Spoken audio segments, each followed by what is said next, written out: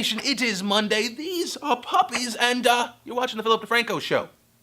Good choice. The reason I brought the puppies to the office is I think we just needed to feel happy for something, just anything, blind happiness, because Friday and the weekend, it was all just sad because 24/7, the news cycle was just feel sad, feel sad. Here's the shooting that happened at Sandy Hook Elementary. Feel like the world is a terrible place. On Friday, I even had the SourceFed crew talk about the story because I couldn't do it. I felt defeated. Because people die every day. Over the weekend, more people died in America because of gun violence than in this one incident, but it hits you. 20 children and several adults killed, cold blood, just on a day they wanted to go to school. And it makes you feel that like putting any good into this world is this uphill, futile battle. And maybe it is an uphill battle, and maybe we'll never be able to put in more good than bad happens because it's just easier to be bad, but that doesn't mean we have to stop trying. And very interesting timing, after the shoot, I got this shirt that is signed by the Lush family, and this is little Zoe Lush's hand. We helped her, and we helped her family, and that may just be one little girl, but that is something good that we helped. And I think it's because we know that good is the underdog in this fight that we have to take those shots. So that's why talking about Sandy Hook Elementary, I don't want to talk about the shooter, I don't want to plaster his face. I've seen too many things over the weekend that made me just hate being even kind of related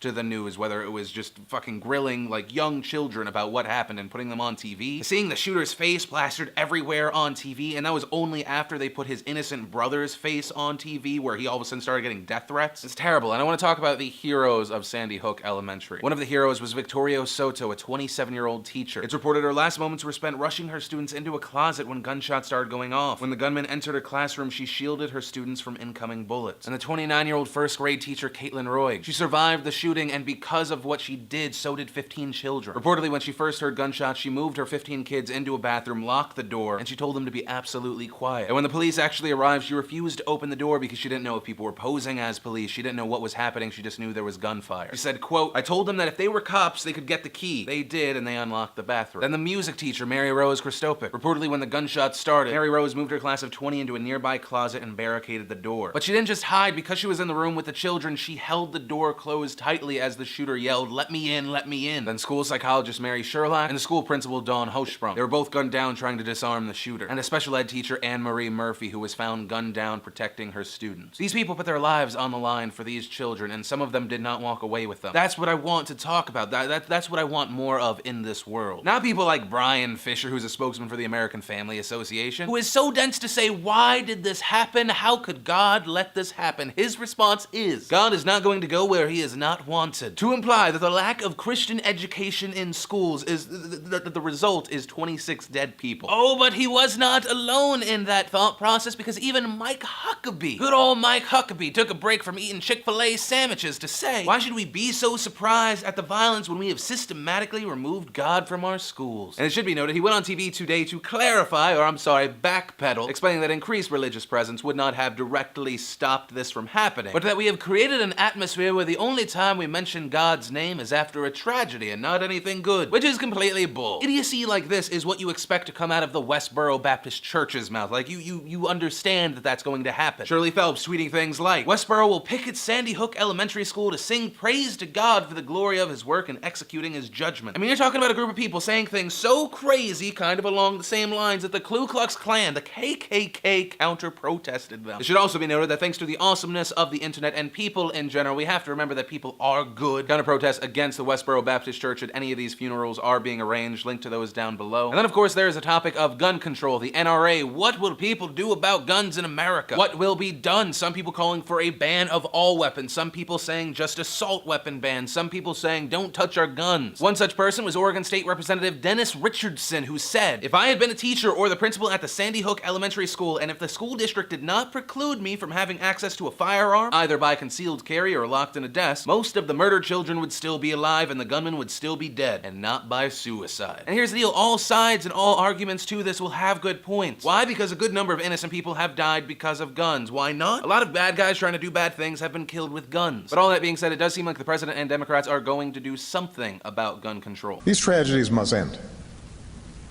And to end them, we must change. We will be told that the causes of such violence are complex, and that is true. No single law, no set of laws can eliminate evil from the world or prevent every senseless act of violence in our society. But that can't be an excuse for inaction.